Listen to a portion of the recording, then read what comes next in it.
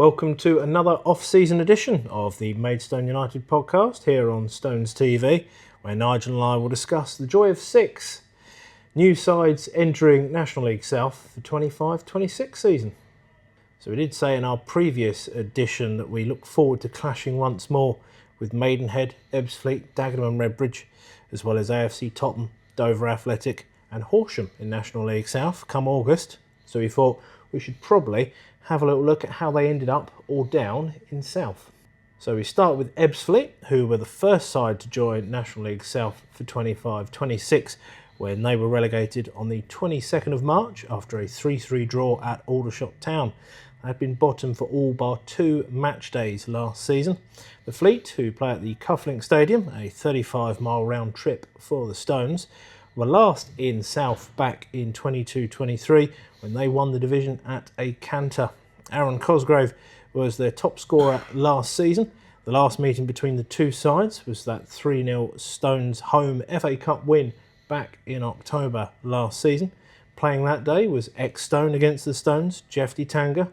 Nigel, your thoughts on Ebbsfleet's difficult season last year? Oh, it was a bit of somewhat of a surprise, wasn't it? Because it's very much publicised. They've got a healthy budget there, and yes, they did stay up and the season before in that last day shootout with Boreham Wood, and you expected them to kick on really, but they had a poor start, didn't they? And they lost their manager, and then they went through 2 or 3 managers, and finally come to Josh Wright, who's a player there that's he took a caretaker position when the first manager was sacked. Yeah. Darren Searle, I think it was the first manager, wasn't it?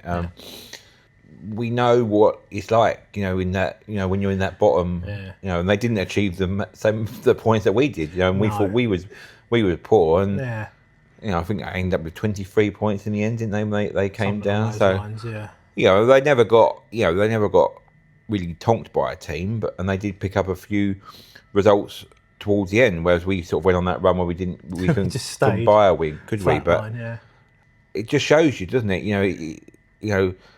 Throughout sort of the last 5 or 6 seasons, probably more than that. They've been our rivals, and we've sort of been they've been following us all the time. And yes, they have got a good budget, they're a healthy budget, but here we are again. We're in the same league, so sometimes it's not necessarily about having all the money, is it? It's about how you use it and getting your decisions right on your key players. And so that's going to be an interesting summer to see which way they go. Because we know at the time of recording they've signed Charlie Seaman, and they've got in Ben Coco, who was at Barnet last year. But again, he's another player that's coming into the twilight of his career. He's had his career. He's not sort of these.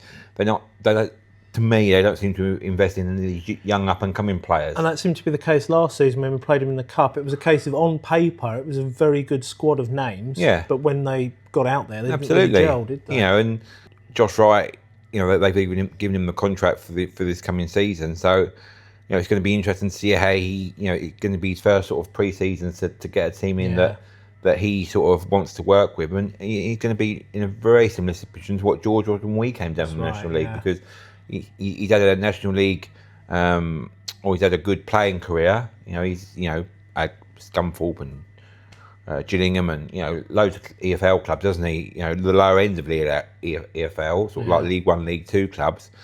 Obviously he comes with the media profile that he's got, with his brother and all that kind of thing as well. So it's about how he's going to sort of, get that sort of, bring it all together sort of thing, and take the club forward. So it's going to be interesting from, there is always a little bit of a stigma when you relegate so early from a National League season. They've obviously going to go big again, because they've signed Charlie Seaman, so they've obviously, going out there and I wouldn't say splashing the cash, but they've got a decent budget for this level, so it's going to be interesting to see how they cope with it. Yeah, we'll see if they've got the right man for the job. Horsham were the next side to join the National League South ranks for 25-26 after they were promoted from the Isthmian Premier as champions on the 26th of April, after they beat #United 5-1 on the final day after they outscored Billericay Town and were promoted by just 1 goal. They went into that final day as part of a three-way tie with the aforementioned Horsham and Billericay, separated by 1 goal, and Dartford on the same points but 7 and 8 goals worse off. And we all thought National League South was the place to be on final day. The Hornets, who play at the Fusion Aviation Community Stadium, rolls off the tongue. 118-mile round trip for the Stones. It's their first season in South in their near 100-year history. Chris Dixon was their top scorer last season. The last meeting between the two sides was a 2-1 Stones away FA Trophy defeat back in November of last year. Ex-Stone nearly against the Stones, Bobby Joe Taylor, joined on loan from Dorking immediately after their FA Trophy win. Nigel, your thoughts on Horsham's last season, the most successful in their history?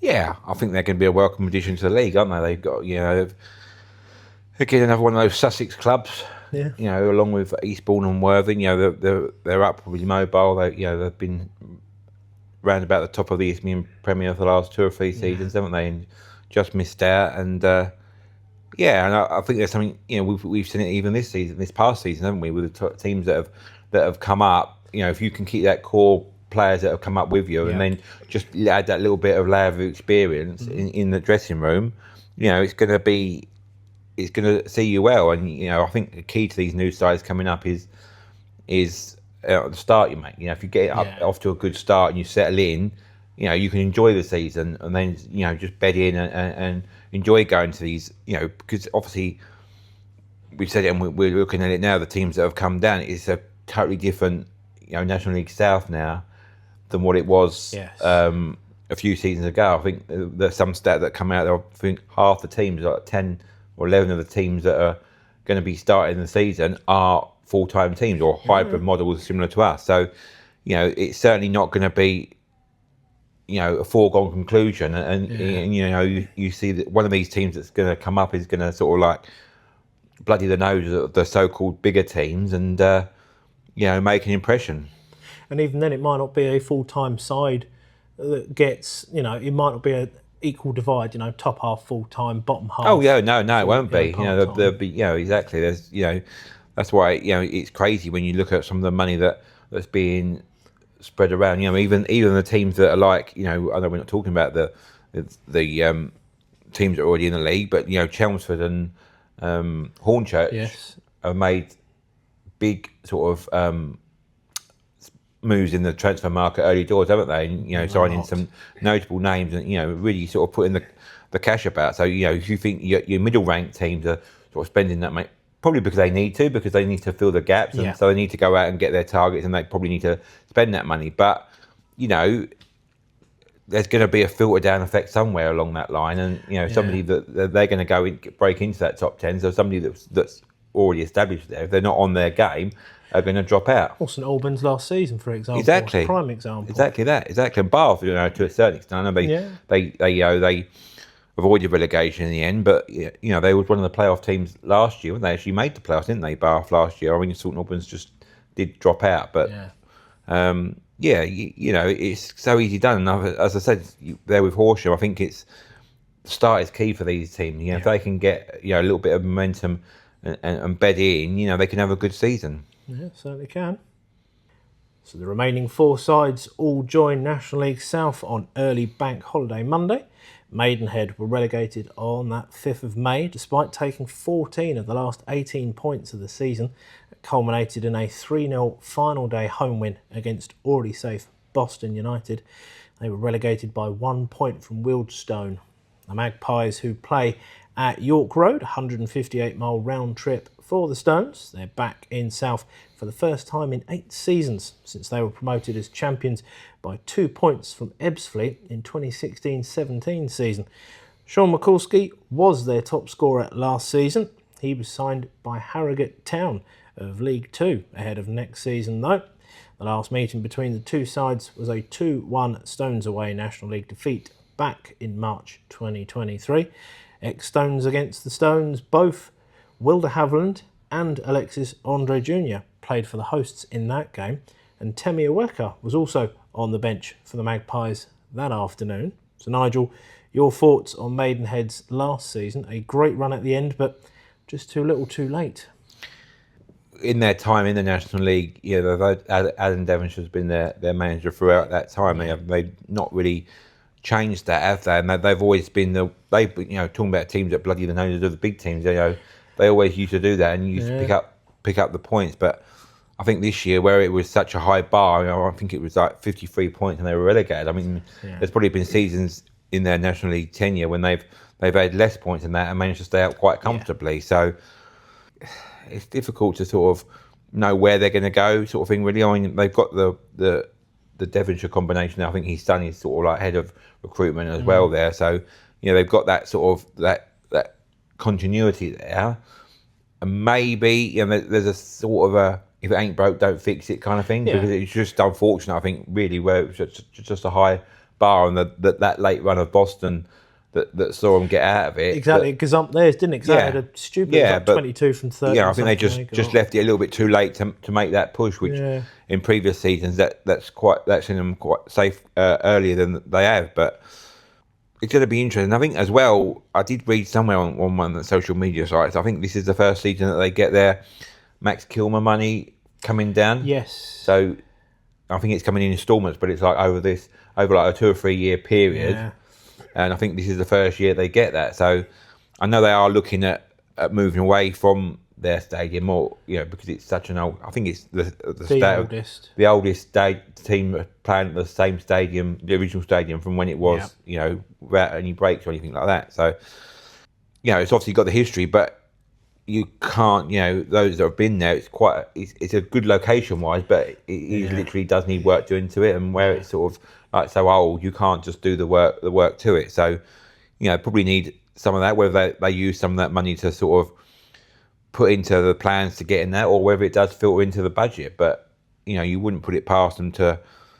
Alan Devonshire's such sort of a canny operator, isn't he? That he does. He's another one very similar to a lot of the Maidstone sort of model, where we go out and look for these lower league gems. And like we said, Temmie was there before he came to us, or via Slough, but it didn't quite work out for him at that time. But you'd think as well, by them dropping a level, that they could sort of like pick up players like in the Isthmian Premier and sort of local teams from them, and develop them further. And if they've got the money behind them and they've got like a good sort of secure setup there, then it's going to be quite an attractive option for these players, isn't it? It certainly will be. Dagenham Redbridge, who like Maidenhead, were relegated on the 5th of May. On that final day, they started the afternoon in 20th above the dotted line. They drew 1-1 at Solihull Moors, but Wealdstone's 3-1 home win against FC Halifax Town saw them swap places. The Daggers, who play at the Chigwell Construction Stadium, a 64-mile round trip for the Stones. This is the Daggers' first time in National League South, having been in the conference from 2000 onwards, before the South and North divisions were created. 7 years at the top level of non-league, 9 years in EFL, including that 1 season in League One, and 9 further years in the National League until last season's relegation. Josh Rees was their top scorer last season, before, as Nigel's already alluded to, moving to Hornchurch in recent weeks. The last meeting between the two sides, the Stones and the Daggers, was a 1-0 Stones home National League defeat back in January 2023. Ex-Stones against the Stones. Harry Phipps was with the Daggers last season, and Josh Hare was in that side that won at the Gallagher a couple of years ago. So Nigel, your thoughts on the Daggers last season, culminating in their, the lowest league position for a quarter of a century? Yeah, again, it's another one. It's a local-ish game for us, isn't it? Only just through the Dartford Tunnel, and there's been a lot of names, going between the two clubs over the years. And Kevin Locko is the one that comes to mind. John Steele. Yeah, obviously John Steele as well. But like player-wise, and. Again, they've announced Lee Bradbury as their manager for this coming season, so he's a name that's familiar with the Stones fans. I'm sure Elliot Romain will allude to that. Having Bradbury getting him sent off in that game a few years ago, and again, they're another team that their ownership model. They're trying to sell the club, aren't they? They've come out of this consortium that Tim Howard was heading up, and they did get like some Egyptian YouTuber that sort of purchased them, but it went down like a lead balloon. So it was like he quickly pulled out, and I think they're sort of in negotiations for it. And so it'd be interesting to see what sort of. I haven't seen the retain list for them yet, so I don't know what players they're retaining. I think they were sorting out Bradbury first, and then in the coming days. I know have made one sign, haven't they? The lad from Weymouth came in, didn't he? But it's somebody that Bradbury's worked with at Eastleigh before. Exactly, so I'd imagine he's come from a job as well, Lee Bradbury. He was number 2 to Darren Moore at Port Vale, I believe, who got promoted in League Two. He's got his contacts, so I'm sure they'll be fine. And I expect to see them in that sort of top 10 teams, and it's going to be another sort of another rivalry. We've had a little bit of a rivalry with them over the years, and it's not that far of a trip, is it? So it's probably going to be one of those that's going to be a festive, festive bank holiday sort of fixture, isn't it? I wouldn't be surprised if it's sort of like August bank holiday that weekend or something like that. So it's going to be interesting to see how they do. But again, it's going to be another team that's going to be up there, and it's just going to add to that spice of the season, I think. The spice and the congestion. What fun. AFC Totton were promoted from Southern League Premier South via the playoffs on the 5th of May, where they beat Gloucester City 1-0 in the playoff final. AFC Totton finished in second place and remained there from match week 16 onwards, just 3 points behind eventual champions Merthyr Town, who of course were mercilessly slung into the far reaches of the north come final day. And they lost the previous season's playoff final, did AFC Totton as well, on penalties against Salisbury, who of course acquitted themselves well in South this season just gone. The Stags, who play at the Snows Stadium, a 237-mile round trip for the Stones, will be enjoying their first season in National League South in their last 50 years of existence since the merger of Totton and Totton Athletic. That's what the AFC stands for, kids. Every day's a school day. Tony Lee was their top scorer last season. The last meeting between the two sides was over 20 years ago and was a 4-0 Stones home FA Vase win in September 2004. Ex-Stone against the Stones, Scott Rendell was another of the Stags' top scorers last season, and he played for the Stones during the abandoned 2020-21 season. Nigel, your thoughts on AFC Tottenham's previous season? Have been pushing to the top of that Southern Premier, haven't they, for the last few years? An upwardly mobile club. They've got a quite decent fan base there, and it's going to be a new adventure for them, and it's going to be interesting again to see how they get on with what sort of signings they make. We mentioned Scott Rendell there, and I think Luke went down there, didn't he?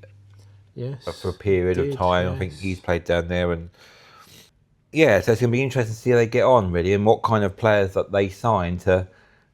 Similar to what Horsham, Horsham, getting your Horshams and your Hornies and churches all mixed up. But it's going to be interesting to see what players they sign to bring that experience in. That's right, and it's also with their retained list, because they're similar to Dagenham. Obviously, Dagenham coming down, AFC Totton coming up, but both of them into June, and there's not much of a retained list. There's a dribble of sort of contracts being negotiated, but not a slap bang. Is 15 have gone, 20 have stayed, whatever. It's just the longer it goes on. But obviously, everybody, it's the same at this club here. Everybody's got their lives, they've got their holidays, things aren't going to happen instantaneously.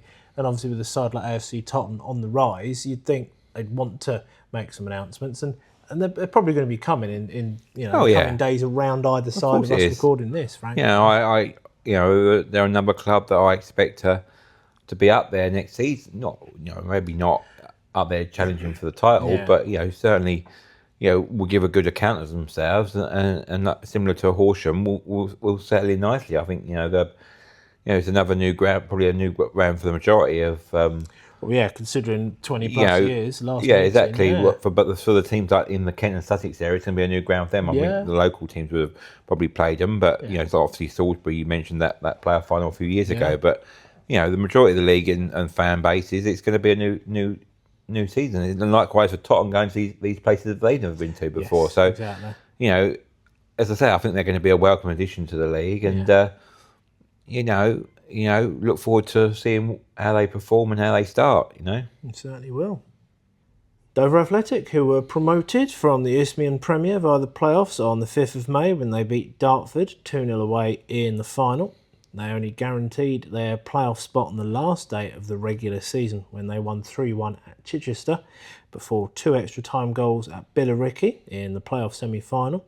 The Whites, who play at the Crabble Ground, which is an 84-mile round trip for the Stones, were only away from National League South for 1 season after being relegated in the 23-24 season.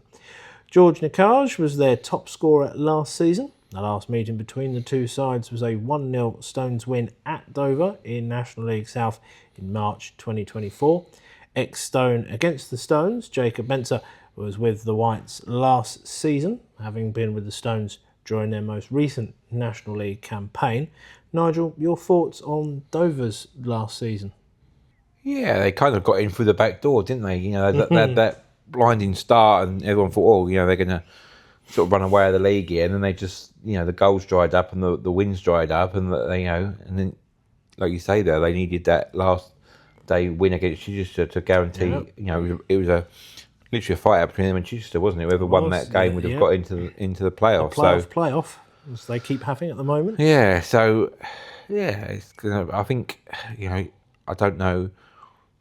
I think they've got a little bit of ownership issues down there. I think they Jim Palmerton obviously has been in charge for a while. I think he's trying to sell the club off or looking for investment. So whether it was like the golden ticket to get back to the National League South, I mean, obviously the fans would want to be back here because this is where you want to be playing. Because notoriously they're a National League club, aren't they? Yeah. But it's extremely interesting to see how they can sort of what they can recruit. I mean, they are a little bit out of the way down there, and with so many other Kent clubs in the National League now, and then throw Dagenham into that mix, and it's going to be interesting to see if they can sign that sort of like experienced sort of players, because a lot of their squad is very young. They've certainly retained a lot of last season's players at this stage as well. And Jake LaBelle, it was his first full season in charge of them down there, so he's got that experience behind him there. Of course, he was number 2 to Chris Kinnear for all those years when they were very successful in the National League Premier. They was knocking on the door of the playoffs, weren't they? Well, yeah. I think they made it 1 year against Forest Green and the Ricky Miller years. Yeah, exactly. So they know what it's like to have success down there. So. Yeah.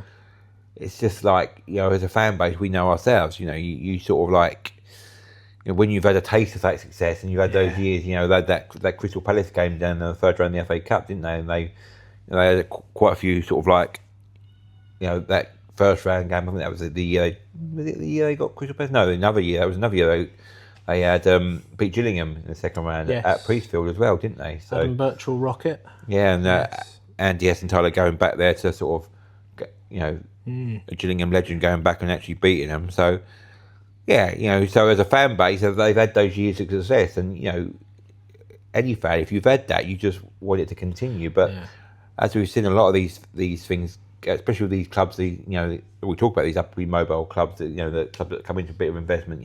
You've got to enjoy the good times while they're there. Yes, Don't just think that they're going to be there forever. And they're sort of turned into a little bit of a yo-yo club now, and so I think it's going to be important for them. I think a season of just finishing like 5th from bottom would be a good season for them next year. Yeah. So, again, it's another one. Another Kent club, another rivalry as such for the Maidstone fan base to, well, I say enjoy, but maybe endure some here to some respect. Somewhere betwixt the two emotions, yes. Yeah, but it's just going to be another team to add into that mix, and we've seen it before. Even the year they got, when they got relegated, that last season, that was our game literally after the Coventry game, wasn't it?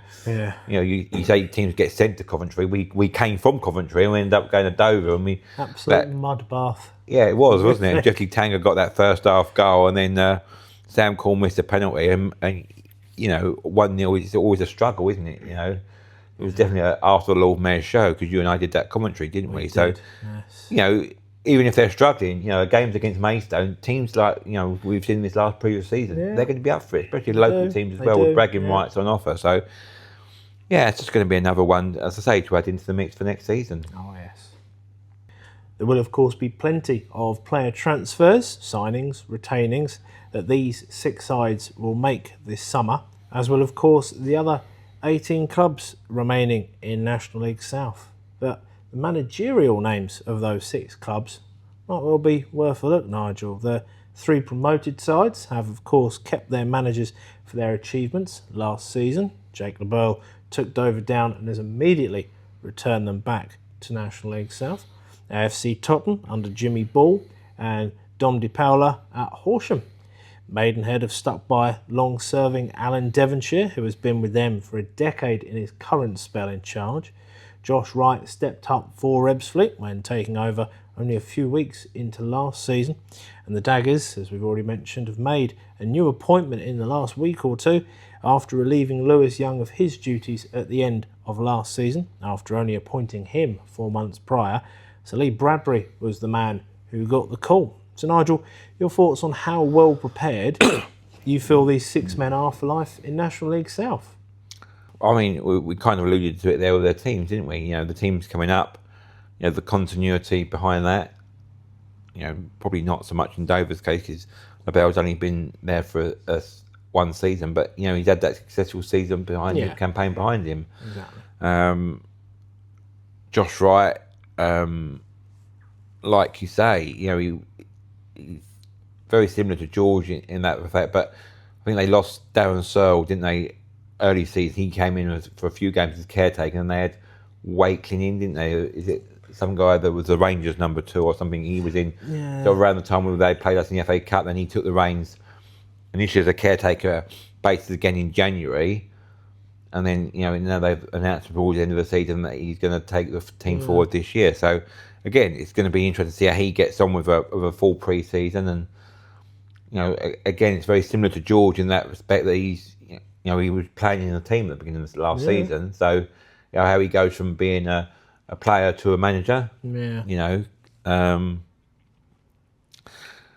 And like you say, Bradbury, we know all about Lee Bradbury. Last season he was number 2 to Darren Moore at Port Vale, and he managed teams in the National League in Havant at Waterlooville and Eastleigh in the past. He's also been number 2 at Crawley, so plenty of experience there, and. We've locked horns with him many times over the previous seasons, so it's not going to be a new challenge there for him. But then again, like the new managers, like say the Horsham guys and the Totton managers, it's all right playing them in these one-off cup games. But when you've actually got to come in and there's 3 points on the line, and you have a big sort of Gallagher crowd behind them, how they sort of adapt to that as well. So again, it's just all. Very interesting, and then you've got the Alan Devonshire, the wily old fox, of all the managers that like ex-players, he's probably had the most glittering career, an FA Cup winner in 1980, wasn't it? Cup winners medal there, and playing with the likes of Trevor Brooking in that 80s West Ham team, and all those kind of things. So it's just another sort of all into this collective mix, and that's what we love, and that's why we all turn up to these games, because you just never know, and it's just going to be another interesting season, I think. So we will of course preview all of these sides and their players in much more detail when the time comes throughout the 25-26 season, and we will soon know the fixture schedule so we can start planning those away days. Roll on July the 9th. Get the diaries and the planners out, boys and girls. Our thanks to you all out there for watching or listening to this latest edition. Like and subscribe on YouTube and wherever you get your podcast. Just search for the Maidstone United podcast. You will see and hear from us and many others again between now and the start of the season in August, when we will review the pre-season results and assess our chances, along with a look at that updated squad. Keep an eye on the club socials for all those new signings and re-signings. Until the next time, as always, come on, you Stones!